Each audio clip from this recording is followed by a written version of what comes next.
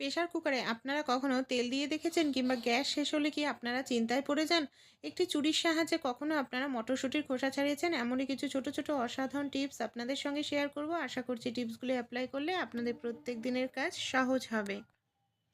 প্রথম যে টিপসটি শেয়ার করছি, অনেক সময় ছোট্ট সূচে সুতো পরাতে আমাদের অনেকেরই খুব কষ্ট হয়, বিশেষ করে যাদের চোখের সমস্যা। এই সমস্যাটা কিন্তু আরও বেশি সমস্যা হয়ে দাঁড়ায়। তাই ছোট্ট সূচে সুতো পরানোর আগে যাদের চোখের সমস্যা, সামান্য পরিমাণ সাবান এইভাবে সুতোর মাথাতে একটু ঘষে নিন। তারপর সুতোর মাথাটা একটু ডলে নিন। সাবান লাগানোর কারণে দেখবেন সুতোর মাথাটা সোজা হয়ে থাকবে, নড়াচড়া করবে না। তাহলেই আপনারা সেকেন্ডের মধ্যেই সূচে সরাতে সুতো পরাতে পারবেন। কারণ সুতোর মাথা যদি নড়াচড়া করে তাহলে সুতো পরাতে অসুবিধা হয়। দেখুন সুতোতে কত সহজেই সাবান লাগানোর কারণে আমি এখানে সুতোর মধ্যে সুচটাকে ঢুকিয়ে নিতে পারলাম। আলু আমাদের প্রত্যেকের রান্নাঘরেই থাকে। এই যে আলু আমরা রান্নায় খেয়ে থাকি, এটা কিন্তু আমরা অন্যান্য কাজেও ব্যবহার করতে পারি। অনেক সময় রান্নাবাড়ি করতে গেলে দেখা যায় আমাদের হাতে তেল ছিটে আসে, ফোস্কা পড়ে যায়, জ্বালা করতে থাকে। এক টুকরো আলু নিয়ে নিন, অর্ধেক করে কেটে নিন। আলুর রস পোড়া জায়গায় যদি লাগান, সেই জায়গাটায় জ্বালাভাব কমে যাবে, এমনকি আরাম পাবেন, ফোস্কাও বের হবে না। ভালো লাগলে ট্রাই করে দেখবেন। আমরা যখন ট্রেনে, বাসে কোথাও যাই, অবশ্যই আমরা তো ব্যাগের মধ্যে ফোন, টাকা পয়সা নিয়ে যাই, কিন্তু চেনটাও খুব ভালো করে আমরা আটকাই। সমস্যাটা কী হয় জানেন? এই যে দেখা যায় ব্যাগের থেকে চেন খুলেই না অনেক সময় চোরেরা ফোন চুরি করে, টাকা চুরি করে নেয়। তখনই আমাদের কিন্তু সমস্যার মধ্যে পড়তে হয়। এখন আর আপনাদের ব্যাগের থেকে টাকা পয়সা, ফোন চুরি হবে না ভিড় বাসে, ট্রেনের মধ্যে। চেন লাগানোর পর একটি সেফটি পিন এইভাবে আপনারা লাগিয়ে নিন। এইভাবে সেফটি পিনটা লাগালেই দেখবেন কোনোভাবেই না চোর ব্যাগের থেকে টাকা পয়সা আর কখনোই চুরি করতে পারবে না। এমনকি খুব ভালোভাবেই সাবধানে আপনারা ব্যাগে জিনিসপত্র নিতে পারবেন। অনেক সময় প্রেসার কুকারে কিছু রান্না করতে বসালে দেখা যায় এইভাবে না খাবার পড়ে যায়। আর এইভাবে যদি খাবার পড়ে যায়, গ্যাসও নোংরা হয়, খাবারটাও নষ্ট হয়। আমরা প্রেসার কুকারে যখনও কোনো খাবার বসাই, ডাল বা তরকারি, সবজি যাই বসাই না কেন, অনেক সময় জলের আন্দাজটা না বুঝতে পারি না।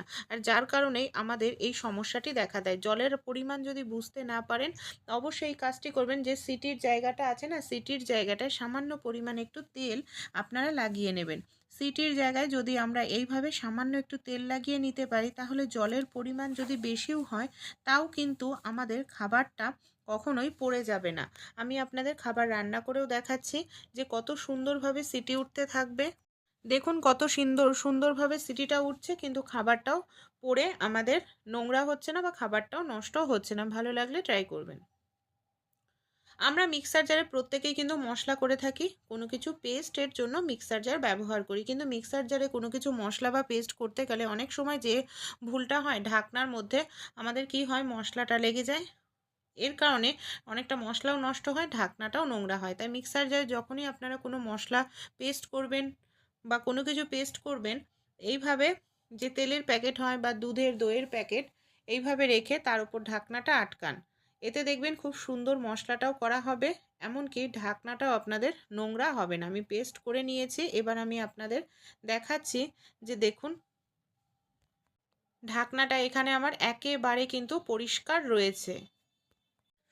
এবার আমরা চামচ দিয়েই এই যে প্যাকেটে লেগে থাকা মশলাটাকে তুলে নিলেই হয়ে যাবে। এতে আমাদের মশলাও কিন্তু নষ্ট হবে না, আর ঢাকনাটাও দেখুন নোংরা হলো না। ভালো লাগলে ট্রাই করে দেখবেন।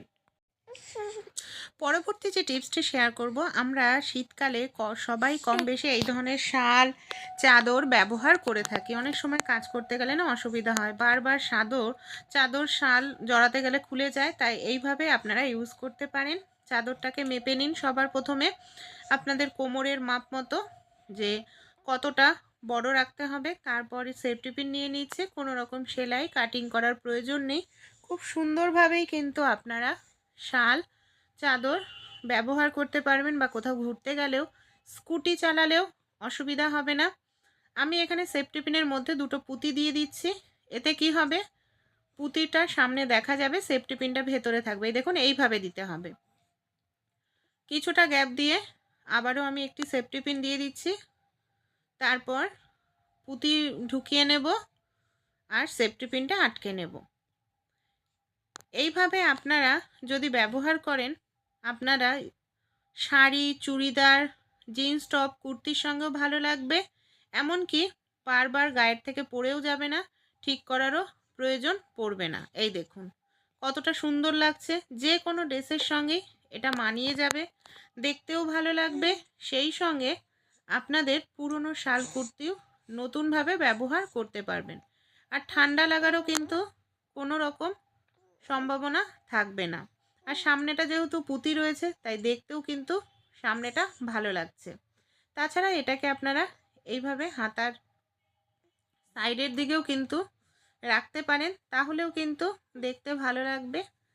তাই আইডিয়াটি যদি ভালো লেগে থাকে আপনারাও একবার হলেও ট্রাই করে দেখবেন, আশা করছি আপনাদেরও কিন্তু পছন্দের হবে। চলুন তাহলে পরবর্তী আইডিয়াটি দেখে নিই। আমাদের বাড়িতে যখন গ্যাস শেষ হয়ে যায় তখন আমরা নতুন গ্যাসের সিলিন্ডার লাগিয়ে সেটা ব্যবহার করি, কিন্তু বাড়িতে যদি বয়স্ক মারা থাকে তাদের জন্য নতুন গ্যাসের সিলিন্ডারটা খোলা অনেকটাই কষ্টকর হয়ে পড়ে। আমাদের বাড়িতে যে ছুরি থাকে বা কাঁচি থাকে, এখানে ছুরি নেবেন না, কাঁচি নিলেই সুবিধা হয়। এইভাবে দেখুন আংটার মধ্যে ঢুকিয়ে হালকা করে টান দিলেই খুব দ্রুত তাড়াতাড়ি গ্যাস সিলিন্ডারের ক্যাপটি খুলে ফেলতে পারবেন।